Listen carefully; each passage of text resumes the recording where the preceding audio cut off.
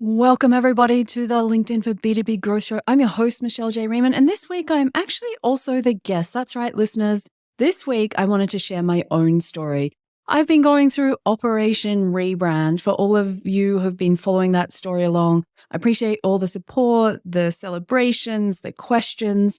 So it's going to be a little bit different to what you might be used to, but I hope you get a lot of value out of it. Operation Rebrand for me, I have to say, has been something that has been in the works for, I'm going to say around, 6 months, maybe longer than that. We're up to July now, so maybe a little bit longer. And with that has come some soul searching. With that, I've had to ask myself many questions. And I also would have to say that the more questions I asked, the more questions I had. There's a part of me that is worried that I will get this wrong or I'll mess something up or I'll overlook something or I'll change my mind. And when you're doing a rebrand, it's not a cheap process. This is something that's going to cost a significant amount of money. But for me, it's an investment into my business. It's an investment into the future of where I want to go, what I want to do, and most importantly, who I want to help. So I'm going to step people through the process that I've been going through, just in case it will help other people. Why am I changing my personal and business brand now? So let's start with how my business got started, because I think it's an important part for people to understand why the rebrand is happening. Now, cast your mind back to around March 2020.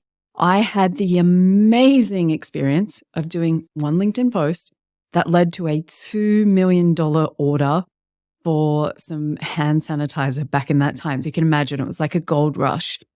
And I was on the biggest high, but then due to some things that happened out of my control, a couple of weeks later, I had to quit on the spot.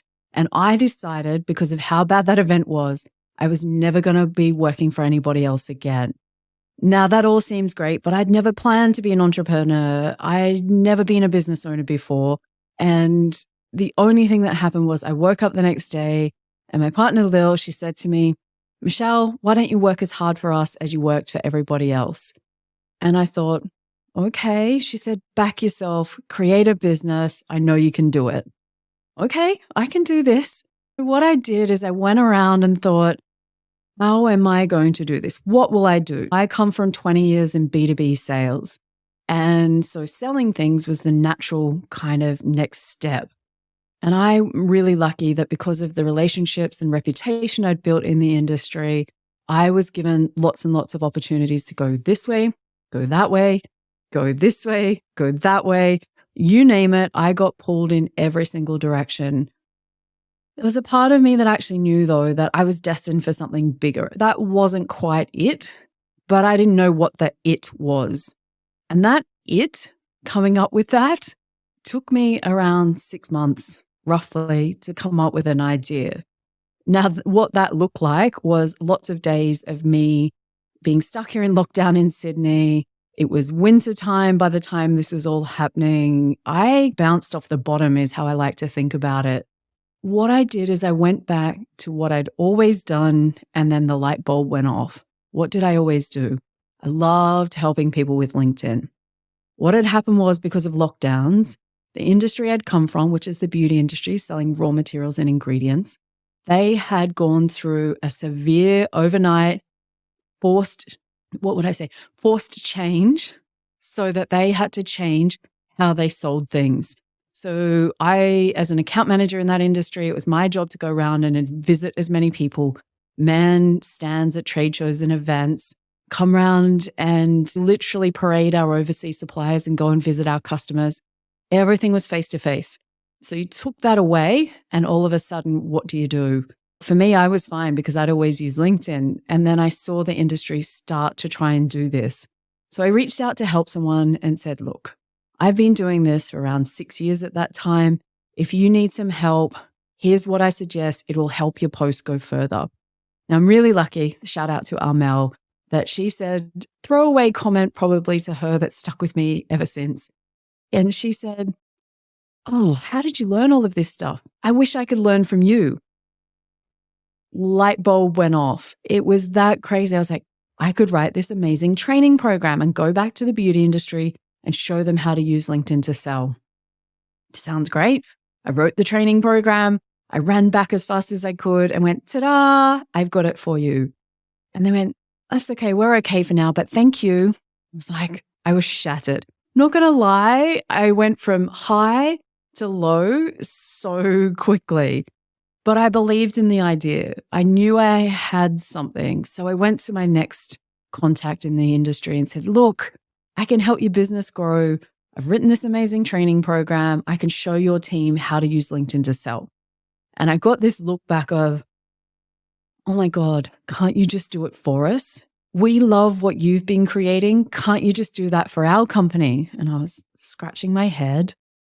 I was like, are you serious? Is that actually a job? Like you would pay me to do that? And they were like, yes, just do for us what you've been doing for yourself and we'll pay you for it. And I was like, okay, if you think that's a job, then I'll go for it. How did the name Good Trading Co. fit into all of this? Back in the beginning, when I first set up, as I'd been through such a really crappy time when I had to quit, the only word that stood out to me was good. I wanted to do good business with good people. No more bad bosses, no more working for people whose values didn't align with mine. It was just a time for me to start to create a business that if I was going to do all of this work, I might as well create one that aligned with who I am. The word trading in my old business name is a word that gets used in that industry. So you have people buying and selling goods, also known as trading. And then co just sounded good, and that was the web domain that was available. Not going to say I put anything else into it. The colors, as I've shared many times, for those of you who may not know the story, the colors came around because teal reminds me of my mom, who I lost to ovarian cancer. And that always is my nod to her to remind me I'm doing something that would make her proud. The black and the white, for me, I figured they just went together. Where did the pink come in? I still laugh, but I was scrolling LinkedIn and one of my connections had commented on a post. And the post was essentially just trashing teal and saying that it was like the beige of all colors in branding. And I was like, oh my God, what have I done? Quick, jump on colors.co and add in another color. What goes with those colors? Tap, tap. What goes with those colors is hot pink. Hot pink is me. If you've met me personally or had a conversation, it's my energy. I just love it. It's a Good Trading Co. Some colors I slapped together. I got a friend of mine to make me up some business cards and away we went. And that was the start of my business. There was no more thought into it. At the time when I was doing the business name and that, I didn't even know what I'd be doing. Selling the LinkedIn training and doing that stuff came later. So as time went on, so this is around August 2020, as time went on, what happened was I went, company pages. Yeah, okay, that's how you can help someone else and write content and not break any of the user agreements. Excellent. Okay, let me go and see if I can find another customer. Ta-da, found another customer. Michelle, we don't want training. Can you do it for us? Company pages again. Okay, here we go. And very quickly, I built up about 10 clients that I was managing their company pages for. I had a look around and I noticed that there was no other LinkedIn trainers in the world that were talking about company pages.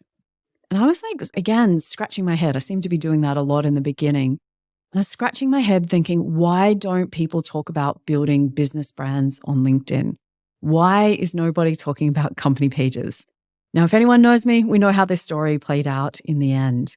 I became the company pages person, almost by default because nobody else wanted it. It wasn't fun back in the beginning, but at the same time, it opened up so many opportunities for me to be able to be the one person that people would refer other people to when it came to LinkedIn. And that's the piece that made me stand out.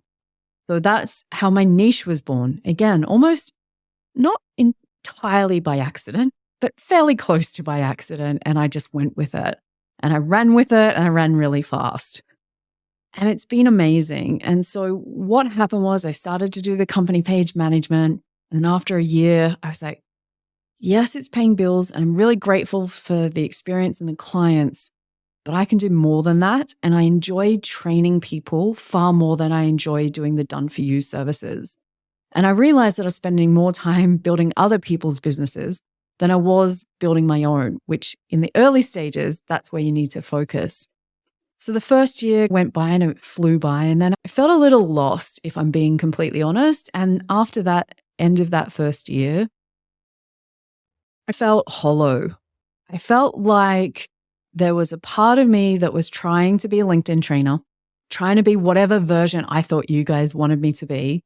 And what I held back was the other parts of me where I say, you know what?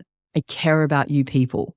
Community is not just something that's like a tick the box thing for me. Nothing makes me happier than having a bigger impact. And so at the start of that next year, I decided to let that part of me out. And then what do you know? All of a sudden, I loved it. Now, during this time, we've got my friend Michelle Griffin, who is my partner in crime and as my power partner. We've written the book, the LinkedIn branding book together. We've got the LinkedIn branding show podcast together. So you can imagine when you're having a weekly conversation about branding, that something sticks, something keeps going. Where are you going, Michelle? What are you doing? Now, that conversation over the last 18 months and having that book and having the book out there, here's the facts, people. I actually felt like I was almost an imposter. In my mind, I didn't have any right to be writing a book on branding or having a podcast show on branding when I hadn't even worked it out myself. So I call my brand the Frankenstein brand. Added on this bit, bolted on this bit, took away that bit. It was crazy how it evolved over time. And I'm proud of what I built. I don't beat myself up over it, but it just didn't quite fit right. It wasn't custom made for what I wanted to do. I also, because of a question that Michelle asked me one day, she said, Michelle, why don't you ever talk about sales? You spent 20 years in B2B sales. You helped me so much behind the scenes to be able to sell more. It's the one thing you're amazing at and have been doing for almost 10 years. Why don't you talk about it? And I said, but Michelle, how do I talk about B2B sales and not get people to stop thinking about me as the company page person? How do you have a niche that's about one thing, but want to talk about something else? And I got confused. And then I tried to let go of one. And then I was like, no, that doesn't feel quite right. And then I wanted to add in something else. How do I talk about social selling? And so we went through this awkward kind of phase towards the end of last year. Now, the thing is, most of you wouldn't even know that. It probably to the outside just looked like, here's Michelle showing up, doing a content, doing a thing, and it was fine. But it didn't feel fine to me. I knew I could do something bigger. Now, what does that mean exactly? That means the new business name came. That means a whole new visual rebrand. That means possibly and probably the same thing applying to Michelle J. Raymond now. We'll have a new brand. I want to be reaching my full potential. I want to help other businesses reach their full potential. So the B2B Growth Co. was born, and it nearly wasn't. Not going to lie, because have you ever come up with a great idea and thought, this is the best name in the world? And then you jump online to try and grab the domain and somebody else already beat you to it. I went through that so many times. I texted Michelle and I said, are you really sure that this rebrand thing is worth my time? Would it really matter if I just stuck with Good Trading Co.? That's what people know. Mostly they deal with me and my personal brand, so it doesn't really matter, does it? And she said, Michelle, just keep going. Just keep going. God bless having a wingman. And then eventually it landed. And I was like, it was right here in front of me the whole time. And it was available. It aligns with the trends that are going through on LinkedIn right now. You'll see the words B2B everywhere. But for me, it's something I've been doing for 20 years. It's something that I've always loved, the whole way of selling in those industries. Never been glamorous, certainly not creative or fun, but I just love that whole context. And especially come from manufacturing mostly in my career. So definitely not the glamorous part of the world. You can see how things have changed. You can see that what I'm doing now is putting like a post in the ground and saying, okay, I'm happy with where I've come from, but where I'm going to and where I want to go to is I want to grow, and I also want to help other businesses grow. That 20 years of sales has never left me. I never feel comfortable when people call me a marketer. Although my friend George, shout out to him, he actually said in a conversation yesterday, Michelle, that is just your imposter kicking in. Essentially, you're a really good marketer, and I shouldn't bag myself out when it comes to that. So you can see over the last 3.5 years, that this has been a journey. This has been an evolution. And I feel like right now I'm in a cocoon and I'm about to come out as the butterfly. That's what it feels like to me. That's what has me so excited. And that's the first step, is just knowing and believing in myself now that this business is going to work, that I am here to help other people grow. I'm really good at it, and I just love what I do. So LinkedIn training, obviously still a big part of what I do, but I'm going to be adding on other things. And I learn about some of these other ways I can help businesses because of my amazing clients, especially the two Pauls, Paul Shocker and Paul Buckingham. I'm shouting out to both of you because you're the ones that have challenged me to be better, to be bigger, and really question on, am I giving my whole self to help other people's businesses grow? Or holding myself to just doing LinkedIn training was holding too much of me back. So I appreciate having the best customers in the world, and building a great brand means that you get to work with the best customers. Shout out to both of those guys. So that's why I'm changing things up. That's where I'm going to. I hope that kind of sheds some light as to what's going on. What kind of planning goes into a rebrand? Now, anybody that knows me knows that the word planning makes me rock in the corner, right? It literally is the thing that makes me like shaken in the spot. But this time I have to do it right. And I have to do some planning. And I have to make sure that this is a methodical process. I have to make sure that I consult experts in areas I'm not good at. I have to ask for help. Now, that's not something that I find easy. I'm quite independent and I want to figure stuff out for myself. But I also realize that's the thing that's holding me back. And by asking for help for people that are experts in other areas, I'll get the results that I want faster. And so the only thing that's worse is I'm really impatient. So being impatient means that I can get there with help faster than doing it alone. And I know that there's so many sayings about that kind of stuff, but essentially that's the kind of thing that's going on. So getting help, doing planning. Now, when you think, oh, I'll just change my name. Okay, that's easy. Got a new name, registered it. I'll get a new website, domain. Easy, no problems. Then what happened was, okay, with a new domain name comes new email addresses. And I can tell you for about the last few weeks, all I've been doing is unsubscribing to newsletters, changing login details. And that process alone is ginormous. So do not undertake a full change of name and rebrand without first thinking, can I handle the admin side of this as well as my client work, as well as having a life? It is a huge job. This is something so that, I'm giving myself till the end of the year to have it completed. I'm not trying to almost run myself crazy and get it done really quickly. That's the planning from my side. I, as you know, wrote the LinkedIn branding book. And inside that book is a downloadable companion workbook, which is how you can build your brand on LinkedIn step by step. Now, Michelle Griffin and I put that together for other people to use. It is exactly the same framework that I'm using right now. And this isn't a plug for the book, but this is just simply that book is brilliant. The companion workbook is exactly what you need if you're thinking about going through this process. You might find that it's not actually a full rebrand that you need to do. It might be just a partial one that's a bit more manageable. So my friend Gillian Whitney, for instance, she's going through that with her business and just changing up some of the services that she offers. So have a think about it. It's worth talking to someone and bouncing your ideas with someone who's an expert in that field. I then went to the next step and I used ChatGPT. I confess, ChatGPT has been brilliant at taking my thoughts and turning them into something that somebody else would understand.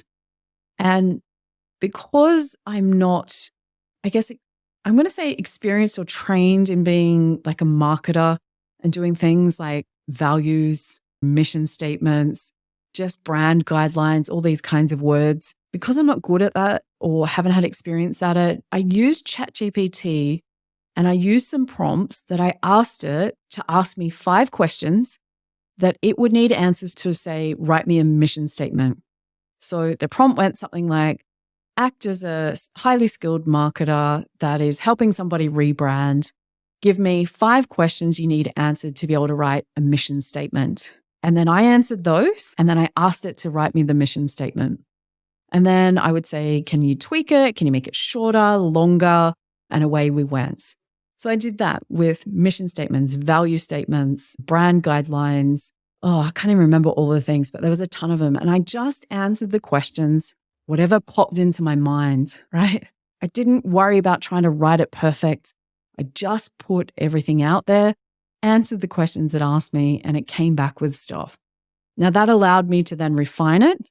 And then that allowed me to go to the next step to be able to give it to the person that was overhauling my visual guidelines and my visual brand. And so that was just brilliant. So if you want to know how to use ChatGPT to do this stuff, very happy to share my prompts that I use and share the chat so that you can see the things that I answered and how I did it. I'm building this in public in hope that it will help somebody else. And I'll tell people why I'm doing that in a minute. Let's talk about overhauling the visual brand. Now, if there's one thing that I haven't been proud of or just didn't quite fit what I do in my whole business, is that the level of my visual branding was never to the quality that I wanted it to be. Now, I'm not saying that visual branding trumps content or the quality of the work that you put out, but for the kinds of customers that I want to work with, for the kinds of businesses I want to help grow, for a premium service, I don't want that to let things down. So when you change a name, you also get a new logo. And thank you to everyone that has commented on the new logo. The new logo for me, if you have seen, I've actually had 2 other logos in the time I've had my business. One I got created with the Good Trading Co. business in mind. Again, nothing to do with what I have now, so it just looked irrelevant. The second one I made by accident in Canva, not going to lie. Liked the colors, it did the job, it was better than the last one. But this one, I really wanted it to be a signal and a signpost for what I represent in my business. And I did go through the whole why bother with a new company name versus why not just go with Michelle J. Raymond. And I resolved that one after many months of I'm building this business with a potential maybe of selling it down the track, potentially giving it to someone else. I don't know. That's my plan right now. It's not what I'm working on right now, but I wanted to leave it an open space so that if that was my decision, I could make that happen. That it wouldn't just be reliable on just my name and just my brand. Now, which way that plays out in the future, I'm not sure, but I wanted to make sure that I was set up and had options. If I just did it under my own name, it becomes a little more tricky as far as for my situation. The logo itself has 3 colors in it deliberately. So I'm a fan of 3s. I'm a fan of triangles. And the information that I gave to the wonderful Emma Wright was the stuff that ChatGPT gave me. We had a conversation and I said, I want it to imply growth. Now, those 2 arrows going up obviously imply growth. Very quickly, it's a visual cue that you get. That's what I'm up to.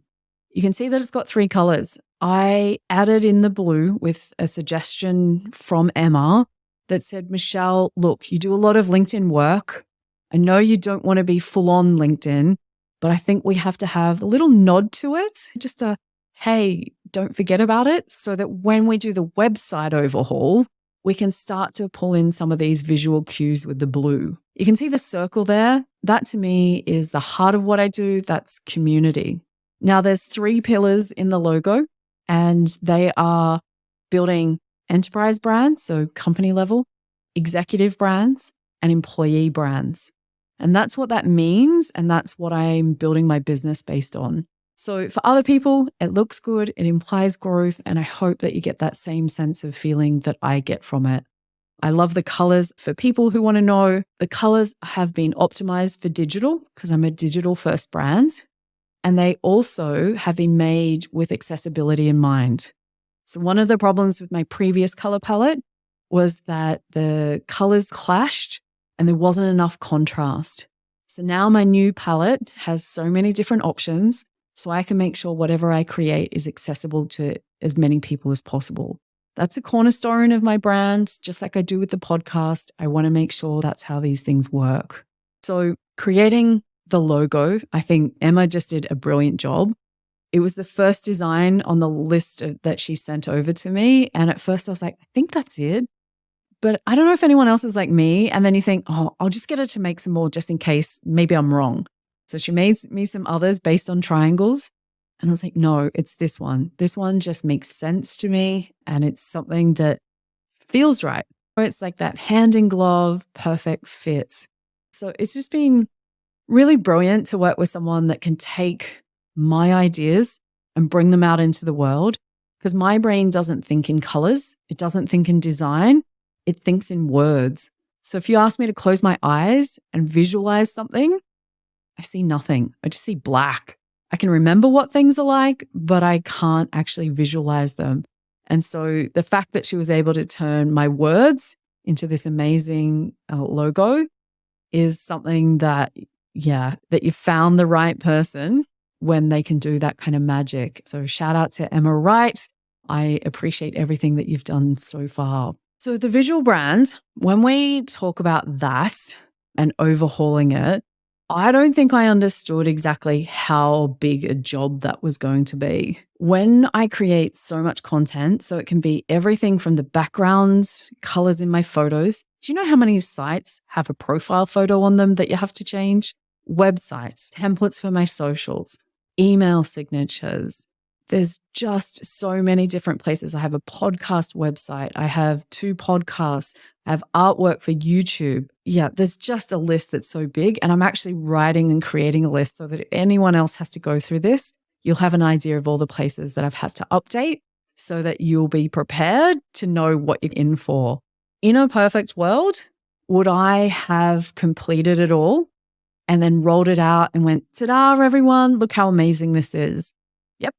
If I had the budget of the Mattel team for the Barbie movie, count me in. That's exactly how it would have happened. But as you've seen, the world hasn't stopped spinning. My clients are still working with me. I've got new business leads coming in. Nobody cares. So if you're someone that's out there that's worried about how do I get it all done, I'm here to tell you that you're going to be worrying about it more than anyone else. Most people have been so supportive and so excited for me that they're just loving the unveiling. They're loving watching bit by bit things happen. The new logo, the new colors, the background on my photos, all these little bits, YouTube channel thumbnails. They're just popping up. What's left to do is there's still so much. I'm not going to lie, that's just the visual part. And I think I'm almost getting on top of that. My LinkedIn profile banners are next, and I've probably paused on those because they're really important and I want to make sure that they capture not just what I do, but where I want to be and who I want to work with. And so that's something that I'm just not rushing into, again, as much as I like to get things done. Let's talk about the lessons that I've learned to date. Oh, where do I start? Be kind to yourself. Give yourself plenty of time to do something like this. If you do not have the resources of a huge team, then be realistic. Focus on what matters and just know that nobody's expecting perfect. For me, I would always rather rush things and get them done and not worry if they're done properly. And that is something that I'm trying to challenge myself in this project. I want to hurry up and rush the whole process, but I feel I would be doing myself a disservice and anybody else that's following along, my clients, just by going too hard and too heavy and trying to get it all done. The lesson I've learned this time, the power of working with people who are experts is so much easier to make stuff happen that it has just been incredible. And I still have some other pieces of the puzzle, i.e., when I redo my website, that's this in my mind, that's just such a huge project. And that's the one that's probably causing me some soul searching right now. Because here's the thing, I have two very distinct clients that I love working with. I love consultants, professionals that have gone out on their own and they need a profile overhaul and they need some LinkedIn training to set them up for success. Doing those bundles and packages for those people to have a real and immediate impact just lights me up, and I love it because I know it is what they need. But the other flip side to that is I love helping corporates.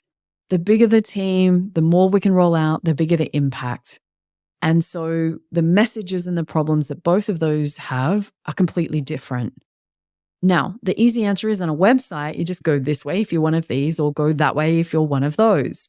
Easy, but it's not easy when you're creating content. Who do I create content for? Whoever my audience is that I have in mind. Now, that is probably part of one. Do I let go of one? Do I hold on to both? I'm always happy to hear anybody's comments in the chat, just so I can see, and you can see my brain is ticking right now. I'm still stuck on the fence of which way to go.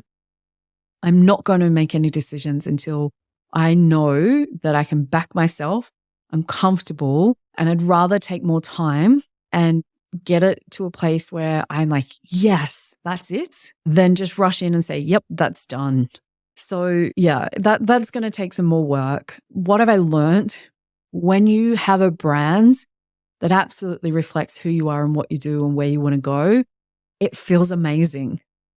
It feels so good.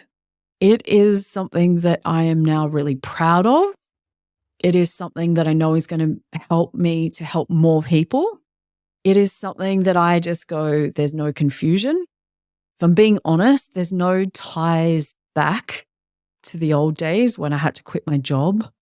I really miss the word good, not going to lie. That's something that I had to do a lot of soul searching to let go of that word. And I think it was just like, okay, it's time to let it go. And I still want to do good business with good people and it will still come through. But now it means when somebody looks at my business name, they don't go, what's Good Trading Co?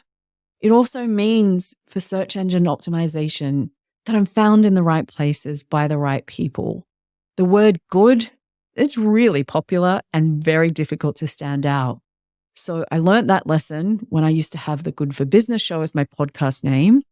Nobody that wanted to use LinkedIn to grow their business was looking up the word good. They do look up LinkedIn for B2B growth, which is what it's called now. And so just that little shift, I'm hoping is going to carry across. There are some downsides, lots of broken links, lots of search engine issues and rebuilds. There's not just all positives, there's some flip it on the other side. But ultimately, I guess I just wanted to share with you guys that this is where I'm at. This is what I've been going through.